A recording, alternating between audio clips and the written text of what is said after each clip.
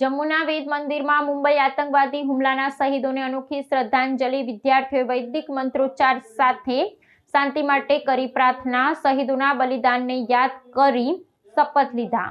જમ્મુમાં આવેલી ઐતિહાસિક વેદ મંદિર સંસ્થાના વિદ્યાર્થીઓ દ્વારા આજે 26/11 મુંબઈ આતંકવાદી હુમલાની વર્ષી નિમિત્તે એક વિશેષ શ્રદ્ધાંજલિ કાર્યક્રમનું આયોજન કરવામાં આવ્યું હતું। 2008માં મુંબઈ પર થયેલા કાયરતાપૂર્ણ આતંકવાદી હુમલામાં જીવ ગુમાવનારા નિર્દોષ નાગરિકો અને માતૃભૂમિની રક્ષા કરતા શહીદ થયેલા વીર જવાનોને યાદ કરવા માટે અહીંના વિદ્યાર્થીઓએ એકત્ર થઈ વૈદિક મંત્રોચ્ચાર અને પ્રાર્થનાઓ કરી હતી। આ કાર્યક્રમનો ઉદ્દેશ્ય નવી પેઢીમાં રાષ્ટ્રભક્તિની ભાવના જગાડવાનો અને આતંકવાદ સામે એકતાનો સંદેશ આપવાનો હતો।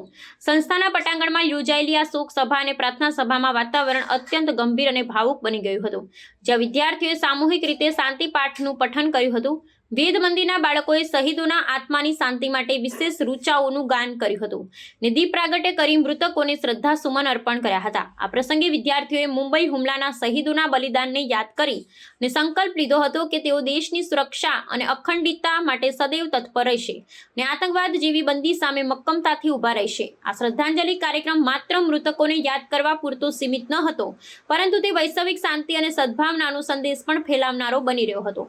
જમ્મુના વિદ્યાર્થીઓ પોતાના મંત્રોચ્ચાર દ્વારા એ સ્પષ્ટ કર્યું હતું કે આતંકવાદ ભલે ગમે તેટલો ભય ફેલાવવાનો પ્રયાસ કરે, પરંતુ ભારતની આધ્યાત્મિક શક્તિ ને એકતા તેને ક્યારેય સફળ થવા દેશે નહીં। 17 વર્ષ પહેલા મુંબઈમાં થયેલા તે ગોજારા હુમલાના ઘા હજુ પણ તાજા છે, ત્યારે દેશના ખૂણે ખૂણેથી આવી રહેલા આવી શ્રદ્ધાંજલિઓ દેશવાસીઓને આતંકવાદ વિરોધી મક્કમ મનોબળનું પ્રતીક છે।